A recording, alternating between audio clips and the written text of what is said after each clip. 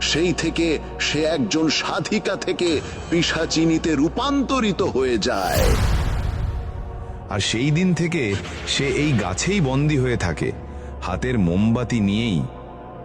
আমার মুক্তি নেই, তবে যেহেতু তুমি শ্মশানের কাজ করো, তোমার ক্ষতি আমি করব না। শুধু একটা শর্ত মানতে হবে, যখনই তুমি এই গাছের নিচ দিয়ে যাবে তখন আমার শেখানো এক বিশেষ মন্ত্র জপ করতে হবে। সেই মন্ত্র তোমাকে অশুভ শক্তি থেকে রক্ষা করবে। আমি হতবাক হয়ে দাঁড়িয়ে রইলাম। তার ঠোঁট নড়ছিল। আমি এক অদ্ভুত মন্ত্র শুনলাম। মন্ত্রটা শেষ করার পরেই সে ধীরে ধীরে মিলিয়ে গেল, যেন কুয়াশার ভেতর ডুবে গেল। তারপর থেকে যতদিন আমি অচিন্তপুরে ছিলাম, প্রতিদিন ওই শেওড়া গাছের নিচ দিয়ে যেতাম আর সেই মন্ত্র জপ করতাম। সত্যি সে কোনোদিন ক্ষতি করেনি, তবে গাছটার নিচে যদি